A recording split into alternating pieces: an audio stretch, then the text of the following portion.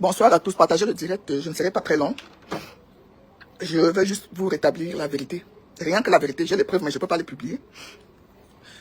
Bon, partagez le direct, partagez le direct, partagez le direct, partagez. Je vais vous donner quelques explications parce que l'avocat vient de sortir de la police judiciaire. Donc, je suis en train de causer avec lui là. J'ai trouvé Aïcha un avocat avec l'entremise de sa famille parce que je suis en contact avec sa mère. Voilà. Donc, j'ai envoyé l'avocat là-bas ce matin. Il vient de me faire le compte rendu parce qu'il fallait que je sache la vérité. Donc, de ce qui se passe. Donc, partagez le direct. Je vais vous lire ce que l'avocat vient de me... Quand vous parlez de confrontation depuis le matin et tout, c'est moi qui envoie l'avocat là-bas. C'est moi qui envoie l'avocat, mon avocat, moi. Je vous ai dit que j'ai un très bon avocat au Cameroun. Depuis là, Aïcha n'avait pas d'avocat. Elle n'était pas représentée. Donc, c'est pour ça que vous avez vu le dossier monter, descendre, monter, descendre, monter, descendre. Ce problème a fait très mal et j'ai été contacté ce matin par la maman de Aïcha parce qu'il voit une femme posée sur les réseaux sociaux, une femme digne de confiance. J'ai écouté cette maman pleurer et la famille d'Aïcha pleurait dans mon oreille. Je leur ai dit, est-ce que s'il y a une lettre à signer, la maman m'a dit oui, qu'elle signe la lettre et tout. J'ai dit ok. J'ai contacté mon avocat, je lui ai donné le nom d'Aïcha, j'ai fait tout ce qu'il fallait. Il a laissé tout ce qu'il avait à faire. Je lui ai dit d'aller à la PJ. Voilà. Et je vous donne le compte rendu. Voilà le message que je suis en train de causer avec mon avocat. Voilà. Je suis en train de causer. Je suis sorti de la PJ à l'instant. Je peux juste dire que le dossier est en bonne voie. Elle va retourner demain au parquet. Mais cela m'a valu 7h30. Cela n'avait pas été toi, je serais rentré depuis. Donc c'est juste le petit briefing de l'avocat et moi. Ce qui se dit dans les réseaux sociaux est faux. Voilà. Ce qui se dit dans les réseaux sociaux est faux. Même tout ce que Boris Bertol et Zumento publient cet après-midi, c'est très faux. Rien n'a été proposé à Aïcha comme demande de faire une lettre d'excuse. C'est faux. Donc, je vous ai dit que même les fameux journalistes, Christophe Mbia, et tous ceux qui demandent qu'Aïcha devait signer la lettre là, aucune lettre ne lui a été proposée de signer. Voilà les propos de l'avocat d'Aïcha actuellement que j'ai envoyé à la PJ. Ok, ça m'a coûté ce que ça m'a coûté. On s'en fout de ça. Donc, voilà les propos. Aucune lettre n'a été présentée à Aïcha de signer depuis. Vous comprenez? Je vous ai dit ce matin que je sais maintenant les qui sont les menteurs. Si tu veux être au courant de tous les Congossas au Cameroun, abonne-toi sur cette chaîne. Surtout, clique sur la cloche de notification pour être informé dès que je mets une vidéo en ligne. Abonne-toi rapidement. Sur Facebook, même ceux qui se disent journalistes là. C'est dommage que même Bruno Bidjan, que je respectais, entre dans le jeu. Même Christophe Mbia, que je respectais, entre dans les jeux des conneries comme ça sur les réseaux sociaux. C'est vraiment dommage. C'est vraiment dommage. Moi, je ne parle même pas de la baronne. Parce qu'elle, alors, c'est n'importe quoi. C'est n'importe quoi. La baronne avait porté mon problème ici sur Facebook. Et je lui pose la question maintenant, où en est ce problème? Où en est ce problème? Où on m'a dit de payer? Où on m'a dit de ceci? Ça, c'est pas un problème. Marie-Claude et moi, on a fait la paix. On a fait la paix. Hein?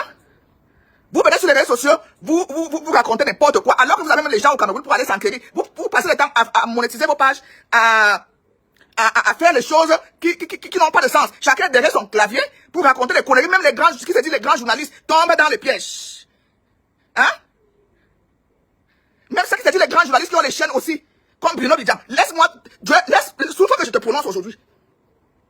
Souffre que je te prononce aujourd'hui. Vous jouez les mêmes jeux, vous tous. Bruno Bidjan, Christophe Mbia, Zumento, Boris Bertol, vous faites le même travail.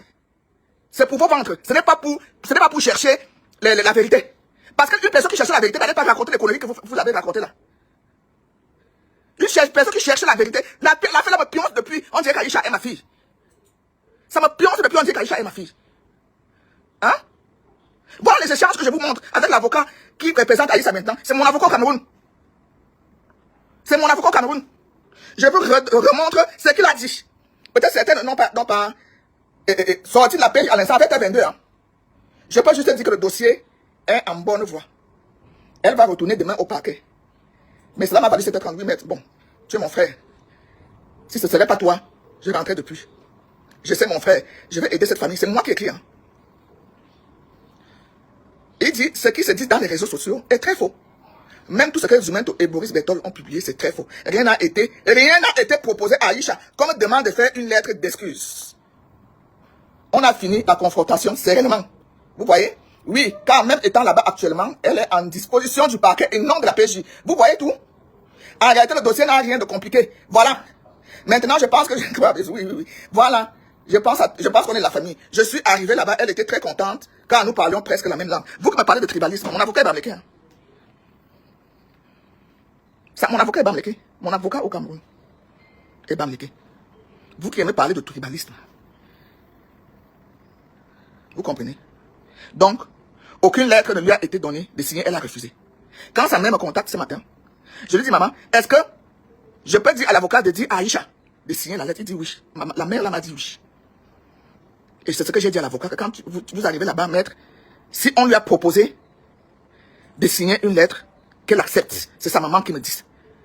Je suis en contact avec sa maman, je suis en contact avec ses sœurs, celles qui gardent même ses enfants en France actuellement.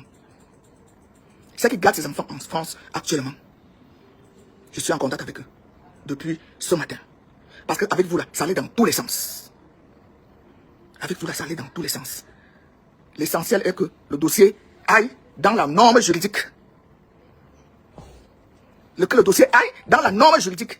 Maintenant, elle est représentée par un avocat digne de ce nom.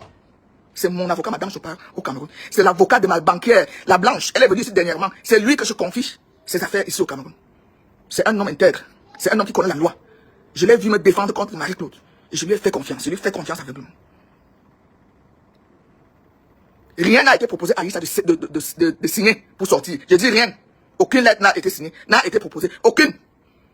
C'est l'avocat qui me dit ça là. Il sort de la PJ depuis 12h30 qu'il est là-bas pour la confrontation et la vision des vidéos.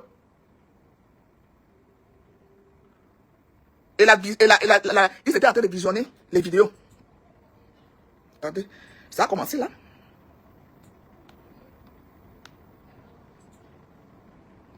Tu vois ce que l'avocat dit? Depuis 12h, quand je suis à la PJ, depuis 2 heures de temps, on regarde les vidéos. C'est après cela qu'on va faire la confrontation. Voilà. Aucune. On lui a rien proposé, c'est moi qui vous dis. Ne venez pas contredire dans mon direct. Il fallait que je sache la vérité. On ne lui a rien proposé d'écrire quoi que ce soit. Ni les avocats des autres, ni le procureur, ni le commissaire. Elle n'a reçu aucune proposition.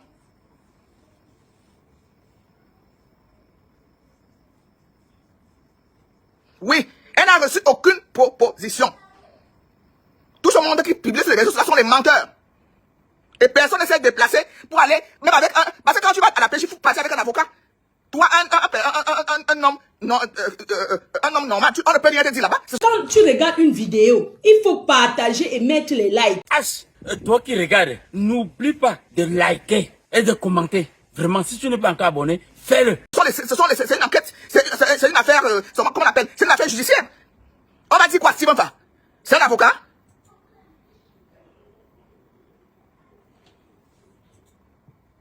C'est un avocat? Hein? Une personne qui se lève pour aller rendre visite, oui.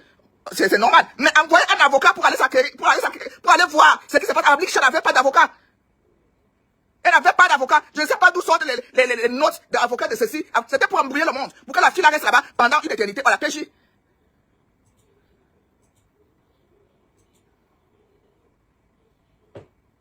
Hein? Qui s'est levé pour prendre un avocat pour Aïcha? Qui s'est levé? Si je n'envoie pas l'avocat, la confrontation, elle n'allait pas avoir lieu aujourd'hui. Rien n'allait se passer parce qu'il faut un représentant de la loi.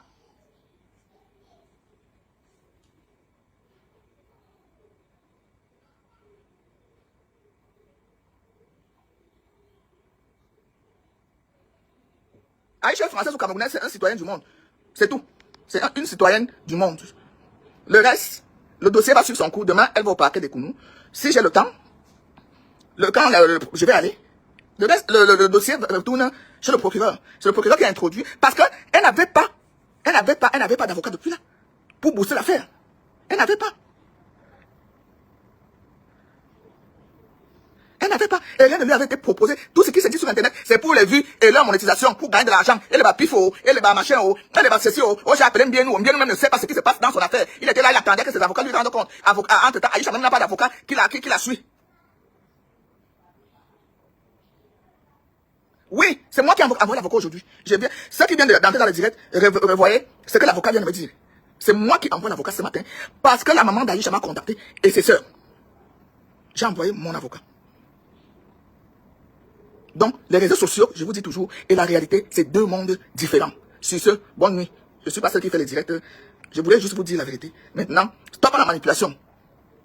Demander de dire, je reconnais mon erreur, je demande pardon et on passe à autre chose. L'humilité est où? Où est passée l'humilité? Où est passée l'humilité? Je ne sais pas, moi, je ne sais pas si... je sais pas, bon, je sais pas si Steven est comme si tu as 200 millions à dilapider, pardon, j'en ai besoin. Je veux développer. Espérons qu'on va me donner ça quand j'aurai fini. Quand j'aurai fini mon travail ici, peut-être qu'on va me payer les 200 millions là. C'est aussi facile à trouver. Merci Bruno, tu reviendras tout à l'heure. Je finis rapidement avant de permettre à certaines personnes de donner aussi leur point de vue. Je parlais de Lo Mwaminga que j'avais vu à Libreville au Gabon, alors que j'étais en mission là-bas, et qui m'avait présenté son cas de cyberharcèlement dont elle a été victime par Aïcha Kamoise. J'avais réussi à convaincre Lo Mwaminga de ne pas porter plainte à Aïcha Kamoise une fois revenue au Cameroun parce qu'elle avait une série de spectacles au Gabon avec chambre à louer, les stars gabonaises de l'humour. Et dans la foulée, Bruno, je pense qu'à cette époque-là, tu devais encore être en détention. J'avais organisé un débat entre Aïcha Kamoise et Lo Mwaminga, tout simplement pour apaiser les tensions. Et figurez-vous, monsieur Bruno Bidjan, j'étais au Gabon, dans une chaîne gabonaise, qui n'a rien à foutre avec les stars du Cameroun. Donc j'ai dû peser de ma modeste notoriété pour demander au PDG de la chaîne en question de me permettre de faire ce débat entre deux Camerounaises qui n'en avaient, où les Gabonais même venaient nous insulter dans ces débats-là parce qu'ils disaient « Qui sont ces gens ?» Tout simplement parce qu'on cherchait la paix entre les deux filles. Nous sommes là en 2024. 2025, il y a élection présidentielle au Gabon. Monsieur Bidjan, vous connaissez que le Gabon, c'est pratiquement mon deuxième pays et tout. Et le DP d'État que vous connaissez également, Raymond Barre, vient couvrir la présidentielle. Et pendant que nous sommes à Oyem, dans une province du Gabon, je l'entends dire au téléphone avec son avocat. Je connais seulement son nom. On l'appelle Aïcha Kamoise, je ne connais pas son nom de famille. Ce qui attire mon attention, et je me retourne vers lui, je lui demande, pourquoi demandes-tu le nom de famille d'Aïcha Kamoise? C'est comme ça que le DP d'État m'explique que Aïcha Kamoise l'a diffamé dans l'affaire Flavienne, Flavienne, une comédienne. Et il me montre des preuves de diffamation et la plainte qu'il avait déjà rédigée, qui était même déjà déposée, parce que son avocat avait déposé plainte, mais voulait seulement le nom, était sur le point d'aller déposer plainte, et voulait le nom de famille d'Aïcha Kamoise. Je milite pour que DP d'État ait la clémence vis-à-vis d'Aïcha Kamoise et qu'il n'aille pas déposer plainte. Nous sommes à OIM, ceux qui connaissent le Gabon. Le DP d'État accepte de ne pas déposer plainte contre Aïcha Kamoise une fois retourné au Cameroun. Donc c'est pour dire aux gens que ça fait pratiquement 3 fois que j'interviens auprès des personnes que je connais. Je n'étais pas mis avec Lo Mwaminga avant d'intercéder auprès d'elle pour qu'elle ne porte pas plainte à Aïcha. Une façon de dire, M. Bruno Bidjan, que nous n'avons aucun intérêt à voir Aïcha dans des problèmes. Ceux qui pensent, M. Bruno Bidjan, que nous vivons à la solde des gens qui nous donneraient des perdièmes. Il y a une semaine encore, j'étais à Libreville. Me voici en Guinée. Quand je quitte la Guinée, je serai à Lomé. Ce n'est pas l'argent du Cameroun qui me paye les billets d'avion. Ce n'est pas le perdième du Cameroun que je gagne.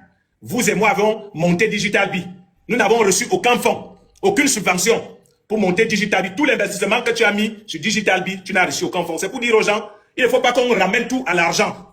On ne doit pas tout ramener à l'argent parce que aujourd'hui, nous avons la possibilité, par la grâce de Dieu, d'avoir des facilités dans certaines choses que nous faisons. Mais cela ne veut pas dire que tout ce que nous faisons, c'est pas l'argent. Donc je voulais dire cela pour rassurer les pro-Aïcha, qui n'est pas ici un procès Aïcha contre Muriel Blanche ou contre Ndienou. Nous voulons donner des informations et prendre position parce que nous sommes des leaders d'opinion. Nous sommes des leaders d'opinion et nous avons le droit de prendre position. Dans cette affaire, M. Bruno Bidjan, il y a une affaire dans l'affaire. L'affaire Ubenzona. Un ancien garde du corps de M. Steven Ndienou. Ubenzona, donc je voulais rapidement vous faire le témoignage, avait approché en 2021. À l'époque, vous et moi travaillions à Vision 4. Et je venais de réaliser un reportage sur les 13 milliards de Wanismet que 3 jeunes revendiquaient avoir gagné. Monsieur Zonan se rapproche de moi et veut me convaincre qu'on aille escroquer 50 millions à Monsieur Ndienou. À cette époque-là, je ne connaissais pas Monsieur Ndienou. Je ne le connaissais pas. Monsieur Zonan est venu me trouver à Vision 4. Il était au volant d'une Mercedes. Il a insisté à me voir. Je sors, je le rencontre, on monte dans son véhicule et il m'explique les schémas, comment on peut faire. Zonan est ici dans ce live. Je sais qu'il est là. Même en faux profil. Il m'explique le schéma, comment on peut aller escroquer 50 millions à M. Ndienou. Mais M. Bruno Bidjan, en 2021, je n'avais jamais voyagé, je n'avais jamais quitté le Cameroun. Je n'avais même pas de passeport. J'étais un petit journaliste à 2 balles qui se battait et qui ne vivait que de son salaire. Donc quand quelqu'un vient me dire, mon frère, il y a 50 millions en jeu, je suis tenté. Je pense que Je pense qu'il faut te mettre en grand écran parce que c'est toi l'orateur principal. D'accord. Ok, je vais me mettre en grand écran pour que cela... Je crois qu'il faut réorganiser le tableau, tu mets tout le monde dans les cadres. Je pense qu'il faut réorganiser ton truc en fait. Il faut moi, je n'ai pas souvent ce genre de choses. Hein. Moi, je suis un journaliste de la télé. Je ne connais pas vos choses. TikTok aussi. Vas-y, tu peux réorganiser ça. Oh ouais, moi je connais pas vos choses. Même moi les filles comme ça. De toute façon, on m'écoute. C'est ça le plus important. Je disais que en 2021, j'avais deux vestes. J'avais deux chaussures, une qui regardait tout le temps du côté du marché Mokolo. Donc, quand un monsieur vient me proposer 50 millions, un argent que je n'avais jamais rêvé entendre parler, je suis tenté par le schéma de monsieur Zonan, Hubert Zonan, qui me propose d'aller escroquer 50 millions à Steven Dienou. Puisque Steven Dienou est fan de moi, monsieur Bruno Bidjan. Il est fan du grand reporter que j'étais à cette époque. Et vous savez qu'à cette époque-là, il n'y a que ma voix qui sortait. Les gens... Tu vois comment tu vas croquer 50 bâtons? Voilà. Les gens ne m'avaient pas encore vu physiquement. Les gens ne connaissaient seulement ma voix. Et M. Dienou est fan de mes reportages. Donc, Hubert Zonan profite de ce fanatisme pour m'approcher, pour qu'on organise un chemin pour aller prendre 50 bâtons. Mon frère, un petit gars de Bakwa, dans mon village là-bas, village de ma mère là-bas, que 50 millions, j'ai dit que ça, c'est la manne du ciel. Et pour un début, parce que vraiment, disons la vérité, je suis Camerounais, j'accepte le schéma. J'accepte le schéma du Ben Zonan. Sauf que je lui dis, je vais quand même parler avec une grande sœur pour qu'elle me donne son opinion. Il me dit, ok, j'attends donc ta réponse. Bruno Bidjan, pendant que je cherche à parler, oui, pendant que tu connais la grande sœur en question, parce que c'est elle qui avait fait venir Wanisbet chez nous. Comme elle n'était pas disponible, donc j'attendais qu'elle revienne. Elle était en voyage. Pendant ce temps, M. Zonan, qui n'a pas le temps d'attendre, a déjà fabriqué les conversations entre lui et moi et a déjà envoyé à Steven Dienou, qui en ce moment-là était en Russie. Moi, je ne suis pas au courant. Quand la grande sœur en question revient, c'est elle qui m'appelle au téléphone en grondant pour me dire, mais qu'est-ce que tu allais faire? On me dit que tu as tenté d'escroquer 50 millions à notre partenaire qui communique chez nous. Je m'en vais voir la grande sœur et elle m'explique, elle me montre les preuves de cette escroquerie que j'aurais organisée avec M. Hubert Zonan. 50 millions. Les captures d'écran, M. Steven Dienou les avait envoyées à la grande sœur en question. Je tombe des nues et je passe aux aveux. J'explique à la grande sœur qu'en réalité, c'est ce monsieur Hubert Zonan qui est venu me voir et qui m'a proposé de faire un schéma à son patron que je ne connaissais pas. La grande sœur dit que, ok, il faut que tu donnes ta version des faits à monsieur Dienou.